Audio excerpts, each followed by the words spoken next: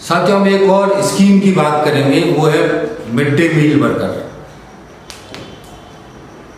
ये बहुत ही सबसे निम्न वर्ग का सबसे शोषित तबका है।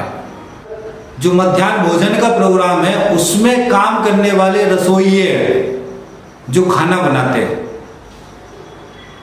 उस खाना बनाने वाले जो वर्कर्स हैं उसमें महिलाएं भी हैं, पुरुष भी हैं। और वो महिलाएं हैं जो गांव की सबसे पीड़ित महिलाएं, इसमें बड़ी संख्या में विधवा महिलाएं हैं।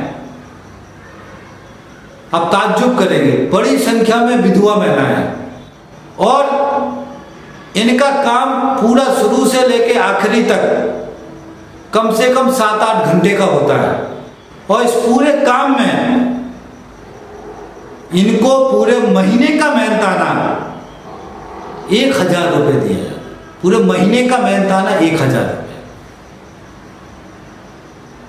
आप अंदाजा लगा सकते हैं कि इससे कम वेतन और क्या हो सकता है।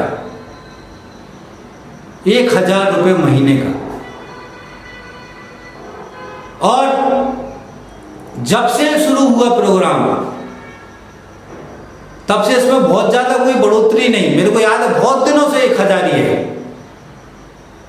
ना कोई इनके जीवन में ना कोई वेतन बढ़ोतरी या भत्ता बढ़ोतरी या कोई पेंशन गेंशन कुछ भी, तो ये तो सोच भी नहीं सकते हैं। ये बच्चों को खाना खिलाते हैं। ये स्कीम इसलिए प्राथमिकता में नहीं सरकार की कि इन स्कूलों में नेताओं के, अधिकारियों के बच्चे नहीं पढ़ रहे, गरीबों के बच्चे पढ़ रहे। कोई भी भारत माता तब तक खुश नहीं हो सकती है जब तक उसकी अंतिम सीढ़ी में खड़ा गरीब खुशहाली के साथ जीने का संसाधन उसके हाथ में नहीं होगा। जब तक ये भारत माता की जय हो के नारे झूठे हैं, झूठे झूठे हैं, इन विधवा महिलाओं का 1,000 देके सरकार शोषण कर रही। कम से कम उनको जो है गड्ढा खोदने वाले का, मेहनत करने वाले का वो तो दे दो वेतन, राज्य सरकार का दे दो 7-8 हज़ार जो भी होता है। शर्म नहीं है, शर्म नहीं है इस वाले सेक्टर में। और इस पीड़ित समाज की रोजगार देने की जिम्मेदारी सरकार की है। ये सरकार किस लिए?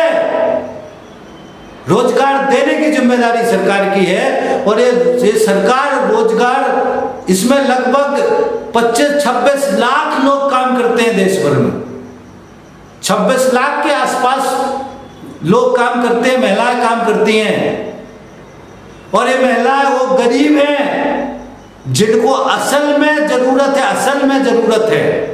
ये पीड़ित वर्ग है समाज का, इसको साथियों हमको समझना है, इनके दर्द को समझना है। 1,000 रुपए में एक विधवा महिला अपने बच्चों को पाल के कैसे रह सकती है, बताओ मेरे को। एक गांव का गरीब आदमी 1,000 में कैसे जिंदा रह सकता है, उसका परिवार, आप मेरे को समझा दो। दूसरा पक्ष है साथियों कि सरकार इस पूरी शिक्षा व्यवस्था को चौपट कर रही है। अभी निजीकरण लेके आ गए, नई शिक्षा नीति लेके आ गए, जिसमें पूरा देश में लड़ाई चल रहा है, शिक्षा सस्ती करो। वो ये निजी स्कूल खोल के, निजीकरण करके, सरकारी स्कूल को खत्म करके इस शिक्षा को महंगी कर रहे हैं। अभी तो अलग सवाल है कि गरीब आदमी के बच्चे, आम आदमी के बच्चे को ये पढ़ने देना नहीं चाहते, सरकार पढ़ने नहीं देना चाहते हैं। ये नीति है सरकार का।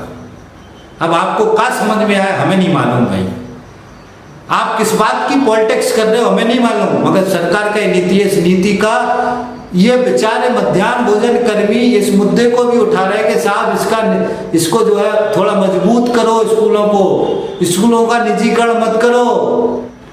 केरल में जो केरल की सरकार है वह शिक्षा नंबर 1 है, देश का शिक्षा नंबर 1। मॉडल स्कूल, सस्ती शिक्षा, बिल्कुल 100% साक्षर था। ये पूरे देश में क्यों नहीं हो सकता भाई? तो साथियों, ये गरीबों की जो योजना है तीन योजना है। ये मिड डे मील योजना, स्वास्थ्य मिशन में जो आशा उषा सहयोगिनी है, और जो आंगनवाड़ी कार्यकर्ता सहायिका ICDS की जो स्कीम है उसमें जो आंगनवाड़ी, ये तीनों मिला के अगर जोड़ोगे तो देश का सबसे गरीब जो तबका है, आशा उषा जो है, ये बोलते आंगनवाड़ी कार्यकर्ता सहायिका, लगभग 30 लाख के आसपास है पूरे देश में। आशा उषा सहयोगिनी भी लगभग इसी संख्या में 30-35 लाख है पूरा देश में, और ये mid day meal workers 26 lakh है। 30 और 30 60 और 30 90, लगभग 1 करोड़ के आसपास ये वो पीड़ित तबका है जो सबसे ज्यादा पीड़ित है, जिसके लिए मॉरल तौर पे सबकी जिम्मेदारी है कि पूरे समाज को खड़े होकर के इनको मुख्य धारा में लाने के लिए हमको लड़ना पड़ेगा साथियों। यही है समाज बदलने का तरीका। लाखों करोड़ों के घोटाले, इस सरकार का पिछले 5 साल का एनपीए पता नहीं आप लोग कितने समझते हैं। एनपीए वो पैसा है जो पूंजीपतियों ने लोन के रूप में लिया बैंकों का और चुकाया नहीं। वो सरकार ने अपने खाते से कुछ पैसा चुकाया और कुछ वो लेके भग गए, अभी बाकी सरकार धीरे धीरे चुकाती है। ये जनता का पैसा है। इसके आंकड़े हैं पिछले 5 साल का 2018 तक का आंकड़ा 25 लाख करोड़, 25 लाख करोड़ रुपया लूट लिए इन्होंने बेईमानों ने। वो हम सो रहे हैं, हम हिंदू मुसलमान कर रहे हैं, हम पंडित ठाकुर अहीर दलित आदिवासी कर रहे हैं, हम लड़ रहे हैं, हमें लड़ाया जा रहा है, हमको अनपढ़ बनाया जा रहा है, बिना पैसे के अभाव में मर रहे हैं। ये सारी दुर्दशाएं हमको हमारे साथ हो रही हैं, और हम जो है हमारी स्कीमों के लिए पैसा नहीं है, इनके गटकने के लिए 25 लाख करोड़ है। हर बजट में कैपिटलिस्ट को, पूंजीपतियों को, हमारी देश की सरकार, किसी की भी सरकार हो, लगभग 5 लाख करोड़ का छूट देती है हर बजट में, हर साल। और इन गरीबों की स्कीम के लिए सरकार के पास पैसा नहीं है, बजट काट रही है। ये है हमारे देश का राजनीतिक चेहरा, ये हमारे देश की राजनीति का चेहरा है।